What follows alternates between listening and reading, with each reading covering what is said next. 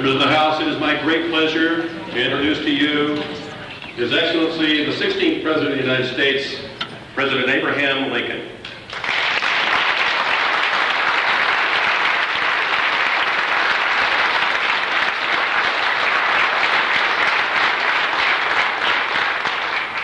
Thank you, Mr. Speaker. It is always a great honor to be invited to address the legislature of Montana Territory, a territory I had the pleasure of calling into being on the 4th of May in 1864. I sometimes have regretted that action, but as long as you stick to business, it's a pleasure to be here, and it's always a pleasure to see my party, the Republican Party, in its rightful place in the majority of the legislature of Montana Territory.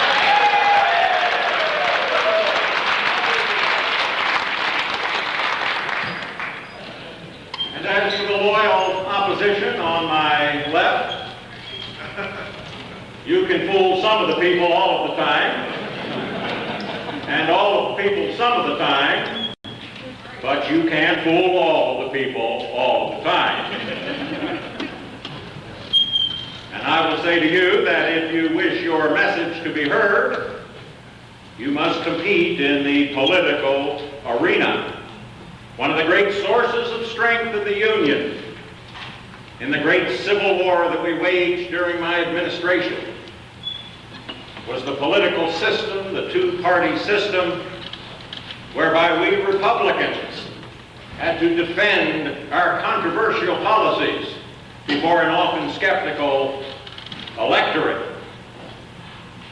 The Union, economic growth and development, the Homestead Act, the Land Grant Act, the Transcontinental Railroad, the Atlantic Cable, the High Protective Tariff, and the movement towards emancipation of slaves. These were controversial issues, but we Republicans democratized them, we popularized them, we defended them, and we won election on that platform. I will say to you that one of the great differences between the North and the rebel states of the South was they had no competitive political system, and opposition there festered and exploded. At the North, we ran a fair canvass, and once the results were in, our policies were sustained. I was the first president to be re-elected to that high office in 32 years. One of the arguments used against me was the tradition of a one-term president, which fortunately did not last.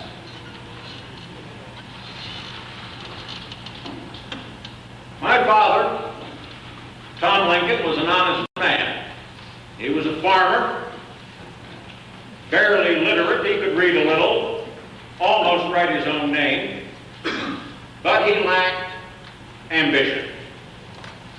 If I had followed in his footsteps, either I or my progeny would probably have ended up in eastern Montana.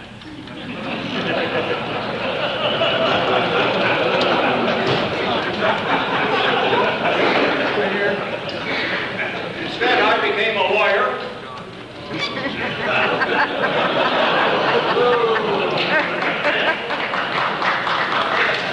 But you must remember, I did not have to go to law school. One simply had to read a few books and exercise a little common sense.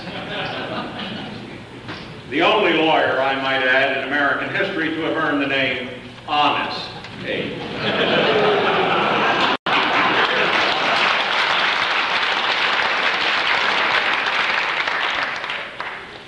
And I married well. Like all successful men, I married above my station. And I owe much of what I became to my wife, Mary. And I was always interested in politics as well. I served 4 terms in the Illinois legislature, the best 4 terms of my career. They ended peacefully. While I was in the Illinois legislature, I was instrumental in removing the capital of Illinois from Vandalia in the south to Springfield in the north, my hometown. No conflict of interest whatsoever in that. In 1858, you will recall, the incumbent United States Senator from Illinois and I, Stephen A. Douglas, waged a series of debates across the length and breadth of that great state. I don't want to tell you who won those debates. Judge Douglas was re-elected to the Senate. But you're not driving Douglas Continentals today, are you?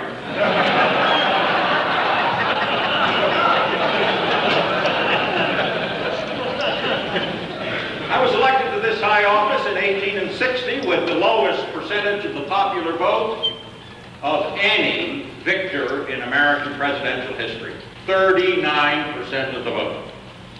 Of course, it was a four-candidate race, and I wasn't even on the ballot in the states of the South. In the states of the North, I earned a handy 55% of the vote and a whopping majority in the Electoral College, which I won without Florida. And soon after my election, a number of states of the South, it can only be described as sore losers, attempted to withdraw or secede from the Union. At issue was a piece of federal property in the Charleston Harbor, Fort Sumter, and I ultimately decided to reinforce that fort with food and medical supplies, no arms and no ammunition, and I so informed the governor of South Carolina. But before my relief ship arrived, South Carolina, acting under the direct orders of the so-called Confederate States of America, opened fire on Fort Sumter and inaugurated the Great Civil War, which only now is approaching a successful conclusion. This country fought the Civil War to assure that what our founders had called a more perfect union would indeed survive. Bound up in the concept of the Union were our ideals of liberty and equality, of republicanism and democracy, of freedom and individualism.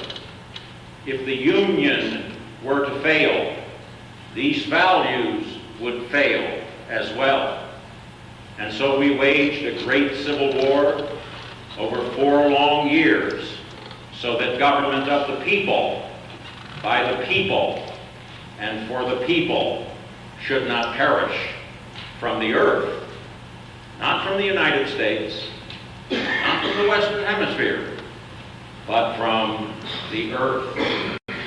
And we waged that war as well to end the institution of human slavery, an institution as old as human civilization, which had scarred the more perfect union since its creation.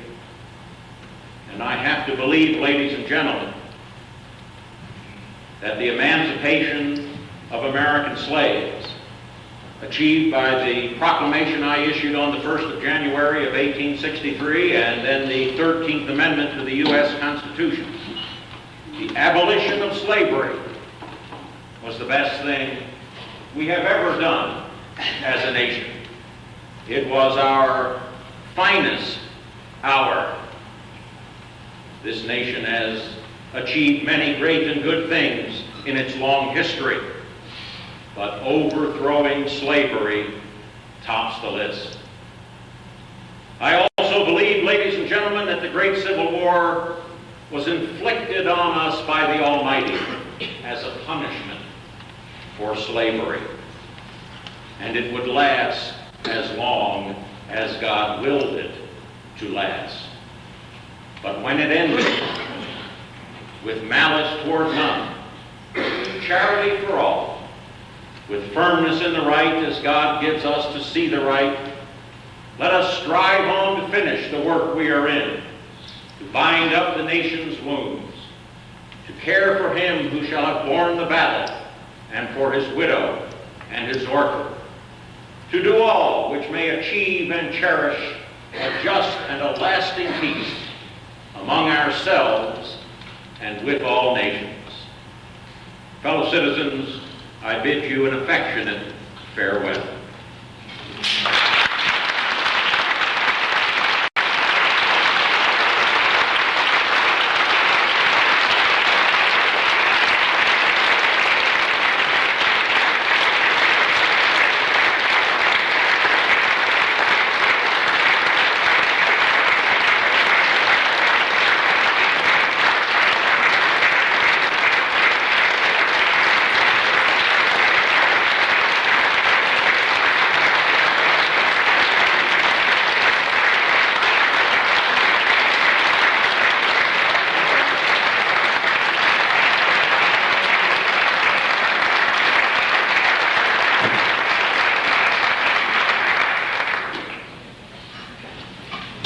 Thank you, members of the House. You know, somehow hearing that just helps the guy sort of stay grounded, doesn't he? Representative Slider. Thank you, Mr. Speaker. I move the House resolve itself to the committee of the whole for the purpose of conducting business on second reading.